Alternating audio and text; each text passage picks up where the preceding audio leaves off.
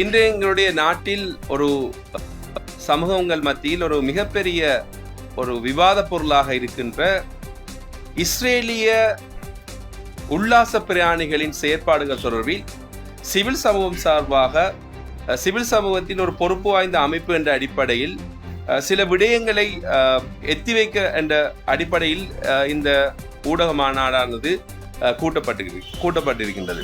இதன் அடிப்படையில் இன்று இஸ்ரேலிய உல்லாச பிரயாணிகளின் செயற்பாடுகள் இந்த நாட்டின் தேசிய பாதுகாப்புக்கு சவாலுக்கு உட்படுத்தும் அல்லது இந்த நாட்டின் தேசிய பாதுகாப்புக்கு குந்தகம் விளைவிக்கும் செயற்பாடுகளாக காணப்பட்டாலும் இன்று இந்த நாட்டில் இருக்கிற அரசாங்கம் இதை கண்டுகொள்ளாமல் இருப்பது என்பது மிகவும் விசனத்துக்குரிய ஒரு செயற்பாடாக காணப்படுகிறது. ஏனென்றால் இன்று பாரிய பெரிய ஊடகங்களில் வெளிவருகின்ற செய்திகளை பார்த்தால் இந்த இஸ்ரேலிய உல்லாச பிரஜைகளின் செயற்பாடுகள், அவர்களால் நடாத்தப்படும் நிறுவனங்களின் செயற்பாடுகள் இன்று இந்த நாட்டின் சட்டத்துக்கு ஒட்டுமொத்தமாக ஒரு எதிரான செயற்பாடுகளை அவர்கள் முன்னெடுத்து வருகிறார்கள். ஆனால் இந்த தருணத்தில் இந்த அரசாங்கம் இதுக்கு எதிரான நடவடிக்கை எதையும் செய்யவில்லை என்ற விடயம் நாங்கள் மிகவும் கவனமாக நோக்க வேண்டிய ஒரு விடயமாக இருக்கின்றது. அண்மையில் டெய்லி மிரர் பத்திரிகையில் பிரசுரமான ஒரு செய்தியில் இஸ்ரேலிய பிரஜைகள் மிரிகமையில் இருக்கின்ற ஒரு உணவு சம்பந்தப்பட்ட ஒரு ஃபேக்டரி ஒன்றை அவர்கள் அந்த ஃபேக்டரி ஒன்று தொடர்பாக கிடைக்கப்பட்ட தகவலை அடுத்து குடியளவு திணைக்கள உத்தியோகத்தர்கள் அதனை சுற்றி வளைத்து பரிசோதனை செய்த போது கிட்டத்தட்ட 5க்கும் மேற்பட்ட இஸ்ரேலிய மத குருக்கள் அங்கு இருந்ததாகவும் அவர்கள் இந்த இஸ்ரேலிய முறைப்படி கோழிகளை அந்த முறைப்படி அறுவை செய்யும் செயற்பாடுகளில் ஈடுபட்டதாகவும் அவர்களை கைது செய்து உடனடியாக இஸ்ரேல் நாட்டுக்கு அனுப்புவதற்கான நடவடிக்கைகளை மேற்கொண்டதாக அந்த செய்தி குறிப்பிடுகின்றது. ஆனால் இங்கு இவ்வாறு தயாரிக்க செய்யப்படும் இந்த கோஸ்டர் முறையிலான இந்த உணவுகளின் பெரும்பகுதி கிழக்கு மாகாணத்துக்கு அனுப்பப்படுகின்றது என்ற ஒரு தகவலையும் அந்த குறித்த செய்தி எத்தி வைத்திருந்தது. அதுக்கு பின்னர் 2025 ஜூலை மாதம் 3ஆம் தேதி டெய்லி மிரர் பத்திரிகையில் பிரசுரிக்கப்பட்ட இன்னொரு செய்தியில் பானம, கோமாரி, பொத்துவில் போன்ற பிரதேசங்களில் இயங்கும் இஸ்ரேலிய சுற்றுலா பிரயாணிகளால் இயக்கப்படும் வியாபார ஸ்தலங்களில் போதைப் பொருட்கள் விற்பனை செய்யப்படுவதாகவும் அது தொடர்பாக அரசு உல்லாச பயண துறை அந்த முகவர் நிலையத்திற்கு ஒரு பெருமளவிலான தகவல்களை சேர்த்து ஒரு அறிக்கை வழங்கப்பட்டு இருப்பதாகவும் கூறப்பட்டிருக்கின்றது. ஆகவே இன்று அவர்கள் அவ்வாறு இங்கு இந்த சட்டவிரோதமான முறையில் சம்பாதிக்கும் இந்த பணங்களை உண்டியல் அடிப்படையில் தான் அவர்கள் இஸ்ரேல் நாட்டுக்கு அனுப்புவதற்கான ஏற்பாடுகளை செய்து வருகிறார்கள் என்ற அந்த தகவலையும் அந்த குறித்த செய்தி வெளியிட்டிருக்கிறது. ஆகவே இந்த விடயங்களை நாங்கள் வைத்து பார்த்தால் இந்த இஸ்ரேலிய பிரஜைகளின் உல்லாச பிரயாணிகளின் செயற்பாடு என்பது இந்த நாட்டிற்கு ஒட்டுமொத்தமான ஒரு அச்சுறுத்தலை விடுக்கக்கூடிய ஒரு செயற்பாடாக காணப்படுகின்றதை நாங்கள் சிவில் சமூகம் என்ற ரீதியில் நாங்கள் உணர்ந்து கொள்ள வேண்டும். இன்று உங்களுக்கு தெரியும், பொத்துவில் சபத் ஹவுஸ் தொடர்பாக பல்வேறு தரப்பினர்கள் அது தொடர்பாக பேசிக் கொண்டிருக்கிறார்கள். அதுக்கு சில தரப்பினர்கள் அவ்வாறு பேசப்படுவது ஒரு மத அடிப்படையிலான ஒரு விடயமாக கூறப்பட்டாலும் கூட உண்மையிலேயே இஸ்ரேல் பிரஜைகளால் உல்லாச பிரயாணிகளால் அமைக்கப்பட்ட பொத்துவில் சபத் ஹவுஸ் என்பது 2021ஆம் ஆண்டு 11ஆம் மாதம் 25ஆம் தேதி இஸ்ரேலிலிருந்து வந்த ஒரு பிரஜை, அவர் ஒரு மதகுரு, அவரோடு சேர்ந்து இன்னொரு இலங்கையை சேர்ந்த பிரஜையும் சேர்ந்து ஒரு தனியார் கம்பெனியாகத்தான் அந்த குறித்த நிறுவனத்தை அவர்கள் ஏற்படுத்தி பதிவு செய்திருக்கிறார்கள். கம்பெனி சட்டங்களின் அடிப்படையில் ஒரு தனியார் ஒரு மத நிறுவனம் ஒன்றினை கம்பெனி சட்டத்தின் கீழ் ஒரு தனியார் கம்பெனியாக பதியவே முடியாது. ஆகவே இந்த சபத் ஹவுஸ் அருகம்பே என்ற ஒரு நிறுவனம் அடிப்படையில் இருந்தே ஒரு சட்டவிரோதமான நிறுவனமாக இருக்கின்றது.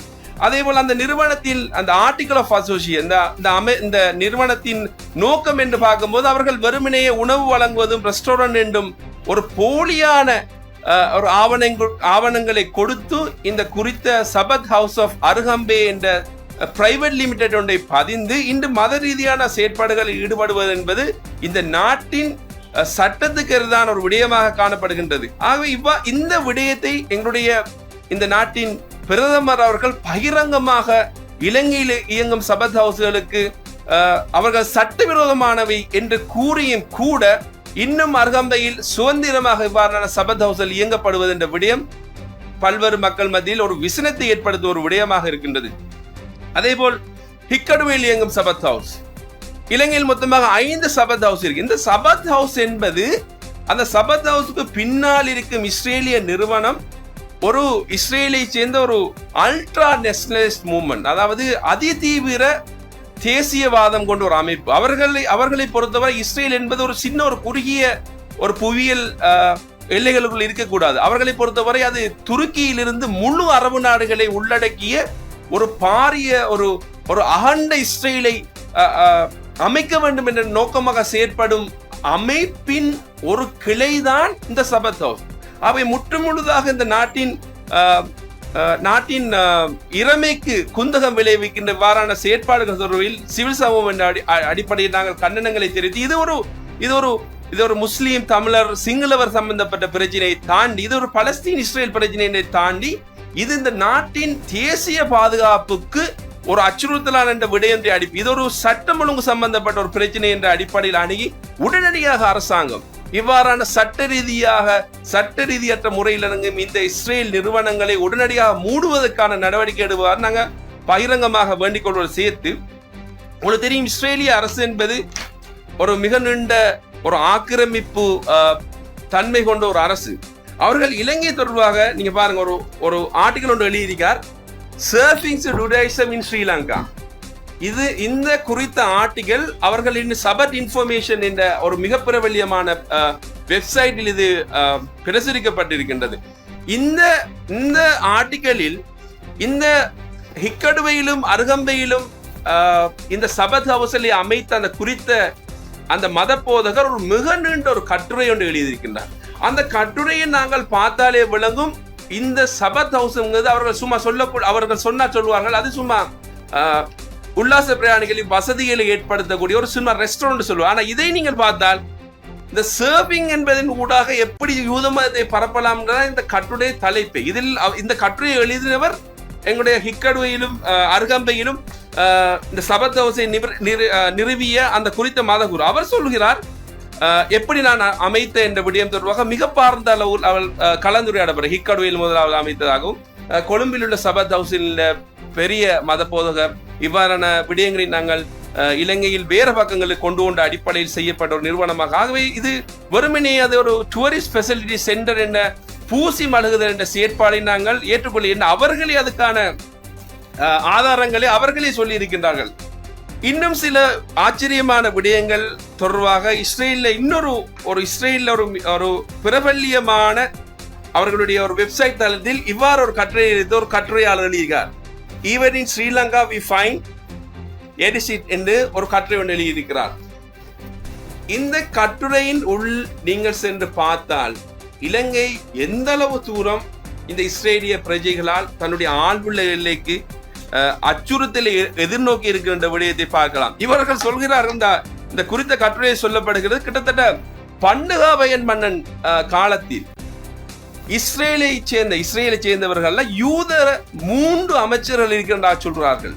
அதே போல் சோலமன் விடயத்தை வைத்துதான் அவர்கள் சொன்ன விவிலிய கதைகள் தொடர்பாக அவர்கள் அந்த இந்த சோலமன் டெம்பிள் ஒன்று இருக்கின்ற சொல்லிதான், சோலமன் ஆலயம் ஒன்று இருக்கின்ற சொல்லிதான் பலஸ்தீனத்தை சும்மா 50,000 மக்களை கொண்டு செஞ்ச இஸ்ரேலிய அரசு இந்த புத்திஜீவி சொல்கிறார், சோலமோண்ட கப்பல் வந்த டர்ஷீக் என்ற துறைமுகம் ஒன்று இருக்கிறது, அந்த துறைமுகம் கோல்ட் துறைமுகம் என்று சொல்கிறார். காலியை சேர்ந்த துறைமுகத்துக்கு அந்த காலத்தில் சோலமன் அவருடைய மிகப்பெரிய அவர்களுடைய கடவுள் அந்த ஸ்தானத்துக்கு வைத்து இந்த சோலமன் டெம்பிள் ஒன்று இருக்கின்ற சொல்லித்தான் பலஸ்தீனத்துக்கு 20-30 வருஷமா அடிச்சும் இன்னும் அந்த பிரச்சனை தீராம இருக்கு. அவை அவ்வாறான நிலையில அவர் இலங்கையிலே காணப்படுற கோல்ட் துறைமுகம், இஸ்ரேல்ல சோலமன் அவர் வந்து இறங்கிய ஒரு கப்பல் துறைமுகம், அவர் கப்பல் பரிமாறப்பட்ட உடமாக சொல்லுன்ற விடயம் எல்லாம் எதிர்காலத்தில் இஸ்ரேலால் வாக்களிக்கப்பட்ட பூமி. அவ்வாறான பூமியாக இலங்கையும் அந்த அவர்களுக்கு வாக்களிக்க பூமியாக சேரக்கூடிய வாய்ப்புகள் இருப்பதால் இது ஒட்டுமொத்த இலங்கையும் ஒரு அச்சுறுத்தலுக்கு உட்படுகின்ற, இந்த நாட்டின் ஆழ்வுள்ள எல்லை இறைமையை சவாலுக்கு உட்படுத்துகின்ற செயற்பாடுகளை இஸ்ரேல் பிரஜைகள் அவர்களுடைய உல்லாச பயணிகள் இந்த நாட்டுக்கு வந்து அவர்கள் செய்தும் அரசாங்கம் இது அரசாங்கத்துக்கு தெரிந்த ஒரு விடயம். நான் சொல்ற முழு தகவல்களும், ஏனென்றால் பிரதமரே சொன்னார் இது ஒரு சட்டவிரோதமாக இருக்கு. சட்டவிரோதமாக ஒரு மத ஸ்தாபனம் ஒன்று சட்டவிரோதமாக இயங்கு. உதாரணமாக இன்னும் சில பேர் ஒரு விடயங்களை கூற வேண்டும். அதாவது சிலரின் கருத்துக்கள் அடிப்படையில் ஒரு வெளிநாட்டு பிரஜை நம்முடைய நாட்டுக்கு வந்து அவங்களோட மதத்தை பின்பற்றலாமான்னு கேட்டா, அரசியல் 9 சரத்தின்படி எந்த ஒரு நபரும் தன்னுடைய மதத்தை வந்து பின்பற்றலாம். அது எந்த நபர் என்று தோங்குகின்றது. ஆனால் மதத்தை பரப்புவதற்கான உரிமை வழங்கப்பட்ட சரத்து எம்முடைய அரசியலாப்பில் 14 எவ்வாறு தோங்குவது என்றால் பிரஜைகள்.